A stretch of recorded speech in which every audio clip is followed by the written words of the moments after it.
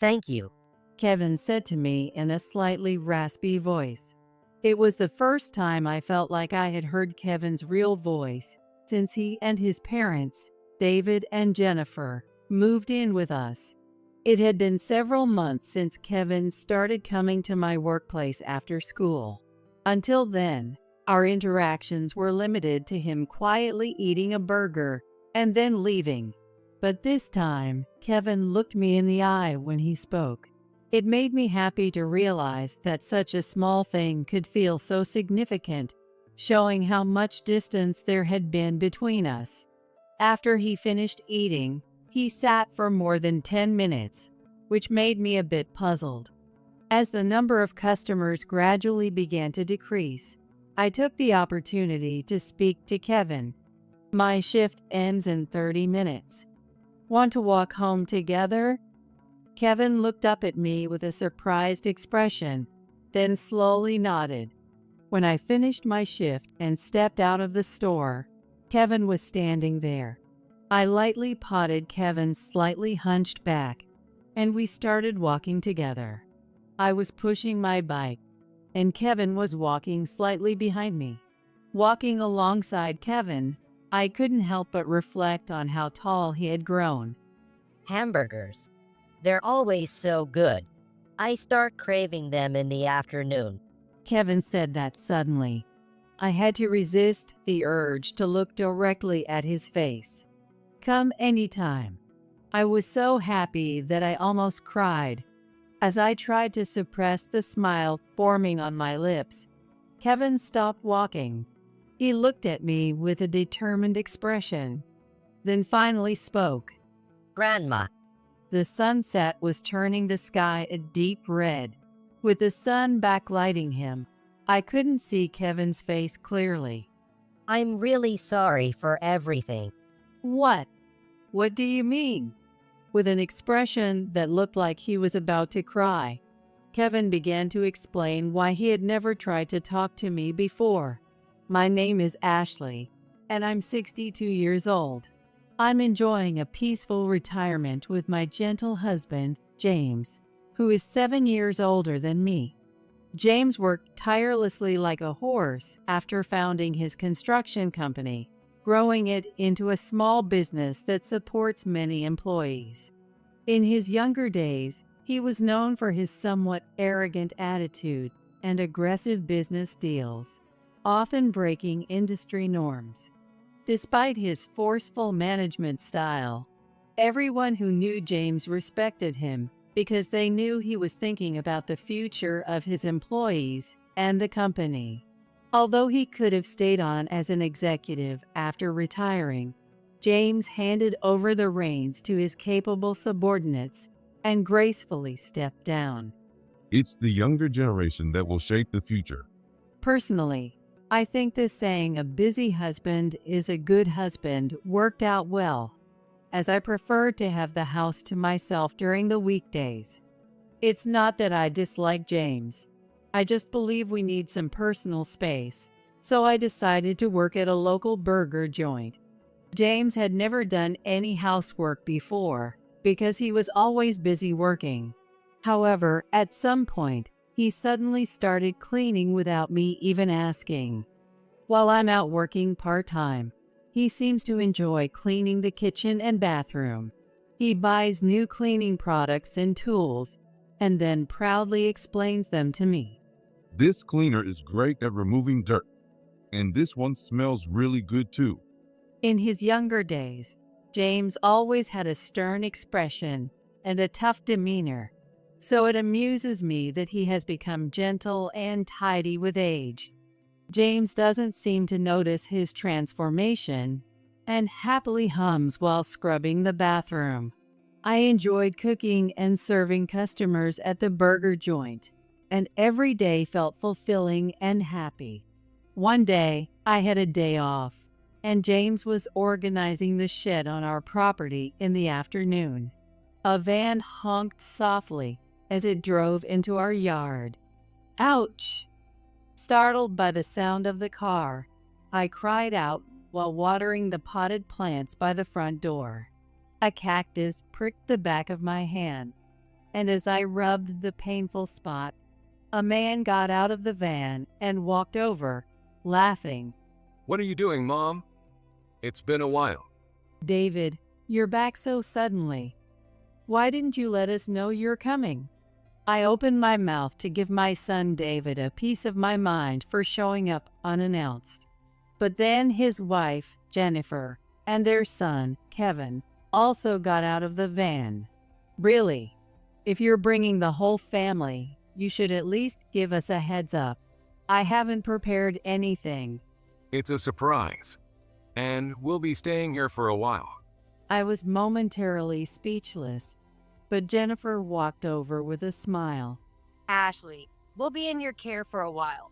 Here, I brought some snacks. Let's all have some. Jennifer handed me a crumpled paper bag. Thanks. How have you been? I exchanged the usual pleasantries, and then noticed Kevin standing a bit away, looking bored at the ground. Anyway, come on inside. I hurried to start making coffee. I'm so tired. Yeah, me too. The three of them who had come back home were relaxing in the living room, chatting. Just as I finished preparing the coffee, James returned from organizing the shed, looking surprised. Oh, David, Jennifer, and Kevin, you've grown so much. James happily sat next to Kevin, patting him on the shoulder. Kevin, feeling a bit shy, just nodded and shook his head slightly while looking down. Kevin is 14 after all. Teen boys don't talk much at this age. It had been years since David last came back home. Due to the recent illness outbreak, he probably avoided visiting elderly parents. Over time, he stopped coming, and even after things settled down, he never visited, and we gradually stopped questioning it. So, what do you mean by staying for a while? Just what it sounds like. We gave up our apartment and are moving in from today. David said that calmly while eating the snacks they brought. We have plenty of spare rooms in our house, so it's true we can accommodate them. We also have guest bedding ready, so David probably thought there wouldn't be any problem with their sudden arrival. After resting and drinking coffee for a while, David started bringing in their luggage from the van. They had 3 large suitcases and 5 backpacks. Apparently, they had sold all their furniture and only brought the bare essentials. David, what about your job? Selling their home suddenly, getting rid of all their belongings, and moving back in with us isn't normal behavior. I leaned forward to ask David some questions, but James, who had been just laughing until now, gently stood in front of me. Isn't it wonderful? How often do we get the chance to live with them? James suggested that we see how things go for a while. You're right. I hesitated a bit, muttering more to myself than to James. David, who had been casually listening to our conversation, chuckled. Dad is really mellowed out. You were so strict when I was younger. Was I? I remember getting the lowest score on a test in high school and being yelled at all night. It's a good memory now. Jennifer leaned in, fascinated by David's story. Meanwhile, Kevin was quietly playing with his phone in the corner of the room.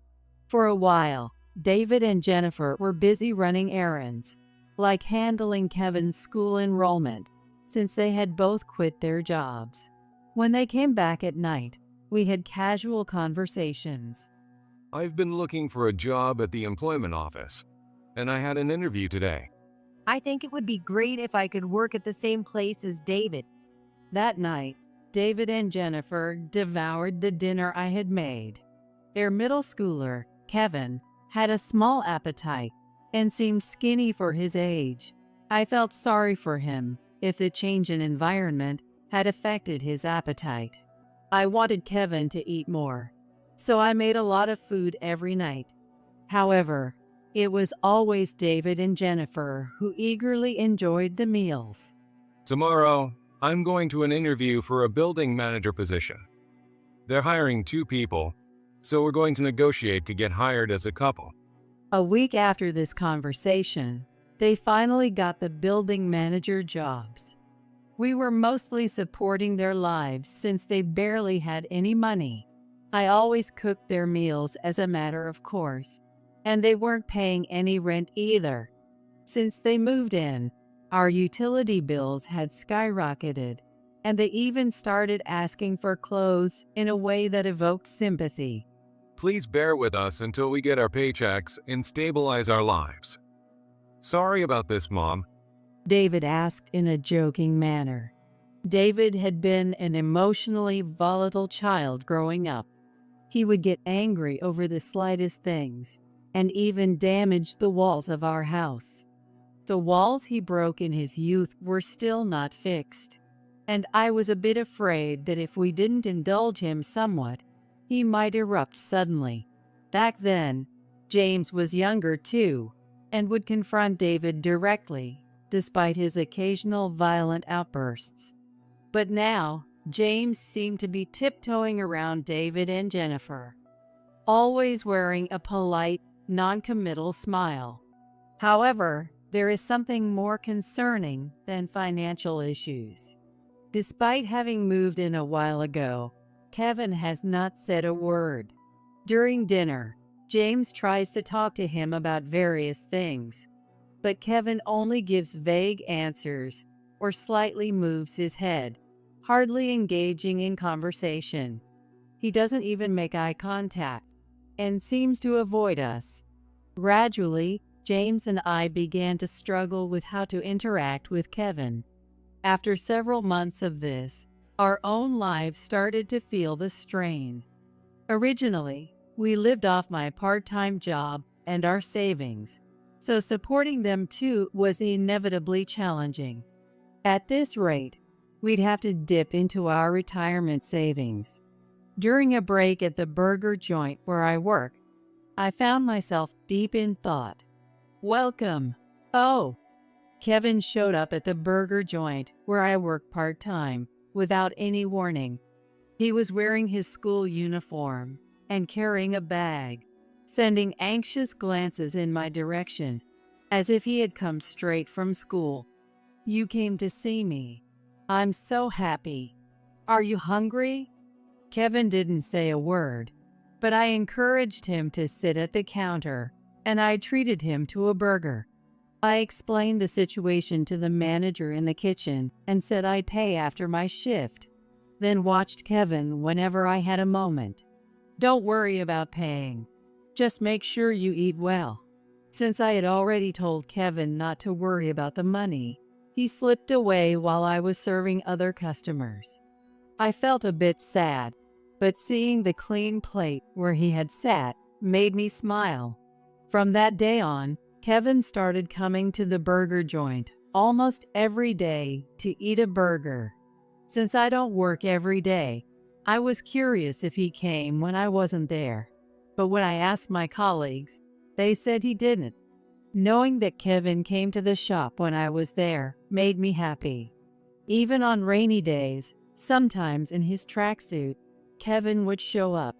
He still didn't speak or express any gratitude, but I began to feel a strange bond between us. One day, David and Jennifer told me they were going on a business trip for 3 days and asked me to look after Kevin. They told me without any explanation, suddenly, on the morning of their departure. We're going on a business trip, so take care of things for 3 days. Then, David and Jennifer drove off in the van. Why would they go on a business trip if they're building managers? I wondered a bit, but since David and Jennifer never talked about their job specifics, I decided not to think too much about it. On a sunny day, seeing James hang out there bedding made me wish they would be more considerate of us. When I was David's age, I was so focused on work that I didn't notice much around me. James hung the laundry as he said that with a gentle smile. Is that really so? I thought to myself as I pruned the potted plants. James was indeed busy with work and often came home late when he was younger, but he always made time for the kids and family. David and Jennifer seemed somewhat disinterested in their son, Kevin, which left me feeling a persistent sense of helplessness. In the afternoon, while I was working at the burger joint, Kevin came in again that day. He usually arrived around the same time, so I signaled with my eyes for him to take a seat, but he seemed less energetic than usual. Did something happen at school? I didn't say anything, trying to be considerate, and silently placed a burger in front of him. Thank you. Without looking up, he said this to me in a slightly raspy voice. It was the first time I had heard him speak properly since they started living with us. I was so genuinely happy that I couldn't help but ask again, "Did you have fun at school?" Well, But he gave me a vague answer to that. It was just one word, but I was happy that Kevin spoke to me. I must have radiated some extra cheerfulness when interacting with other customers, as the manager chuckled at me. You're in a good mood today. After eating his burger, Kevin sat quietly, staring at the table. What's up?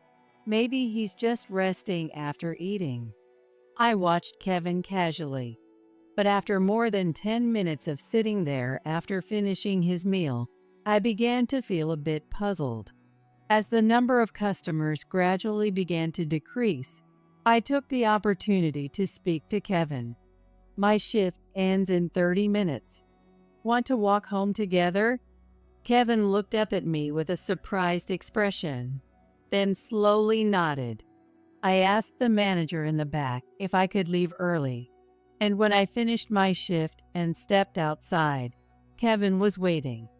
I lightly patted Kevin's slightly hunched back, and we started walking together. I was pushing my bike, and Kevin was walking slightly behind me. Walking alongside Kevin, I couldn't help but reflect on how tall he had grown. hamburgers. They're always so good. I start craving them in the afternoon. Kevin said that suddenly. I had to resist the urge to look directly at his face. Come anytime. I was so happy that I almost cried. As I tried to suppress the smile forming on my lips, Kevin stopped walking. He looked at me with a determined expression, then finally spoke. Grandma, The sunset was turning the sky a deep red.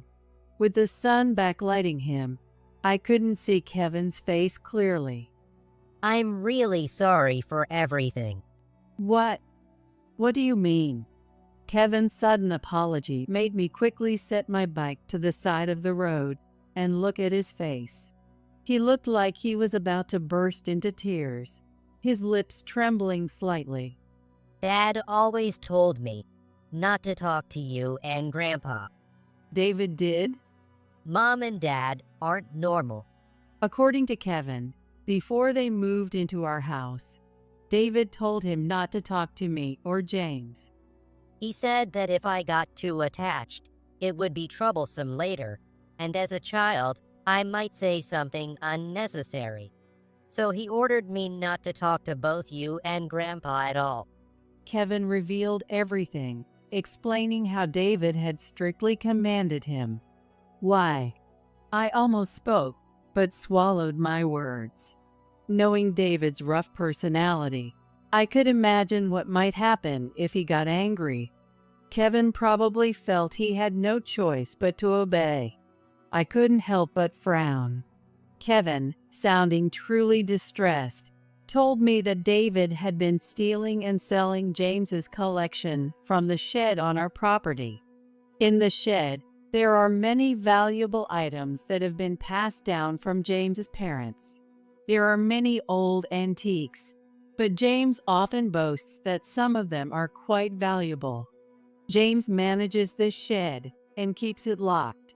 He also organizes and cleans it regularly a few times a month, so there's no way he wouldn't notice if things were stolen. Dad was excited because he got a great price for something he took to the pawn shop the other day, and they're using that money to travel. What? It's not a business trip? They gamble every day, and when he loses, he gets angry a lot. When we were at home, debt collectors would often knock on our door. I started to feel lightheaded. I had sensed something was off. The small feelings of unease I had been experiencing all began to come together. Kevin told me that the ultimate plan was to drive James and me out of the house and sell everything valuable. After sharing this, Kevin had a gloomy expression. As the evening sky darkened, our shadows faded away. "Shall we go home?" Kevin nodded slightly and followed me as I pushed my bike. While looking ahead, I gripped the handlebars tightly. I couldn't see Kevin's expression behind me, but I could hear him faintly sniffing. I guessed he was crying, and I couldn't bring myself to look back.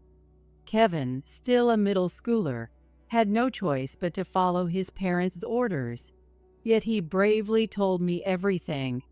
I can't let his courage go to waste. After we got home, I explained the situation to James. James checked the shed and said with a slightly troubled expression, It does seem like some things are missing. James was somehow smiling. Seeing him act as if it was someone else's problem, I decided to speak firmly. "Didn't you actually realize that David was stealing from the shed?" Well, maybe they were struggling and needed the money. "If they were struggling, they could have just said so. This is like theft." Theft is a strong word, isn't it, Kevin? Kevin, who had been listening quietly, hung his head.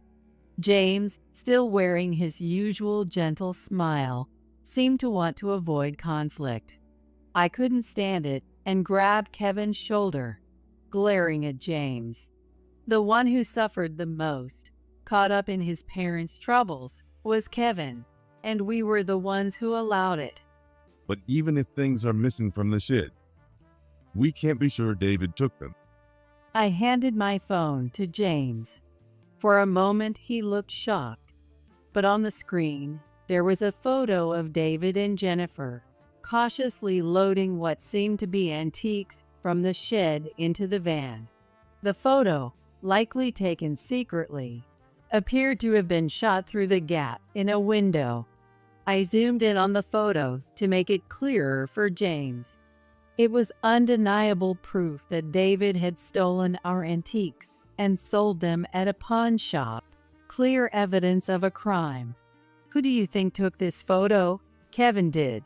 Kevin told me about his parents' crimes." Indeed, these are our collectibles, and this is a very valuable item. "Don't you understand yet? Kevin is showing us what he wants us to do, what we need to do now." I couldn't help but cry as I pleaded with James. I hugged Kevin tightly, continuing to cry. Though he was growing into a young man, Kevin was still just a child. I could never forgive David and Jennifer for forcing Kevin to deceive his grandparents. James, initially flustered by my emotional outburst, eventually placed a gentle hand on my shoulder, looking resolute. All right, When I looked up, I was stunned, and my heart skipped a beat. James had the sharp look in his eyes that I hadn't seen in years. It was as if he had returned to the days when he was known as a tough CO, feared for his aggressive business deals. The next day, David and Jennifer returned from their trip, unaware of anything. After placing some of their luggage in their room, they walked into the living room, chatting happily, only to freeze the moment they opened the door. sit. James commanded David in a short, firm voice. David, who had been joking around until recently, noticed James's serious demeanor and obediently sat on the chair. We're tired from the trip. Is there any food? Do you have any debts? Well, just a bit of gambling. David was instantly cowed by James's intimidating tone. Jennifer, sitting next to him, stayed silent, watching the situation unfold. The items in the shed have been passed down in our family. How could you sell them without permission? Wait.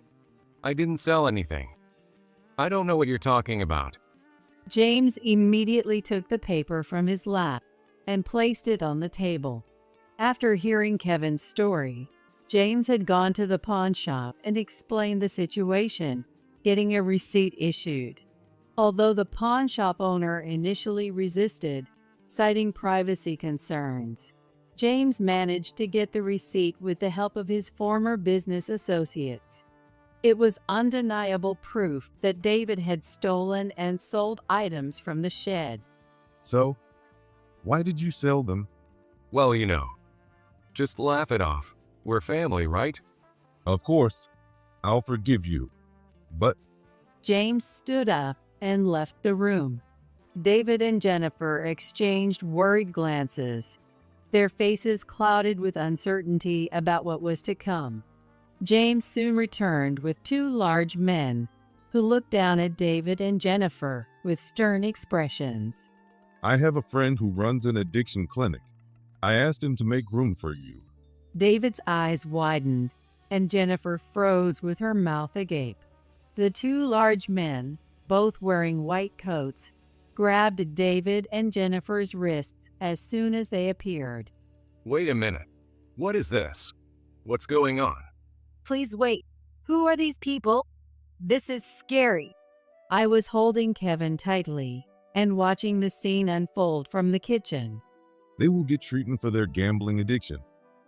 Don't worry about Kevin until they recover. Take them away. David and Jennifer were being taken away by the large men, shouting loudly as they were led out. This can't be real. Dad, please listen. I'll work hard from now on, I promise. Me too. I'll work as hard as I can. Please forgive us. They pleaded with James through their tears. Instead of involving the police, James decided to send them to a rehab facility. He firmly believed that this was the best way to secure Kevin's future. A parent works quietly for their children. David and Jennifer have failed as parents. It's my responsibility for making them this way, and I'll find them jobs when they come back. With that, James left the room, and David and Jennifer were taken to the clinic by the staff. In the now quiet house, Kevin looked dejected. I wanted to say something comforting, but nothing came to mind. James stood in front of Kevin and sat down gently. It's going to be okay. Everything will be all right. I will make sure they become better people. Grandpa, I won't turn a blind eye anymore. For now, we'll be your parents. Study hard. James, with a gentle smile, placed his large hand on Kevin's head and patted him. Kevin closed his eyes in embarrassment, but eventually started to laugh. After being taken to a psychiatric clinic, David and Jennifer were diagnosed with gambling addiction and admitted to a rehabilitation facility. They seemed to realize that they couldn't continue living as they were. Although they were initially reluctant, James's stern persuasion convinced them to enter the facility quietly. It seemed as if James had reverted to his younger, stricter self. But he remained calm and gentle with Kevin and me. I have to be tough with David. My expectations go far beyond this level of results. That's true, I responded in my mind. For Kevin, being left behind while both his parents went to a facility must have been a significant shock. What can I do to help right now? With these thoughts, I continued my part-time job at the burger joint as usual. After school, Kevin would come by almost every day and eat a burger, talking about his day, his complaints, and various other things became one of my favorite parts of the day. today at school, With his mouth full of a burger, Kevin now showed the youthful innocence appropriate for his age. It seemed Kevin was naturally a talkative child. I want to get to know more about my beloved Kevin from now on.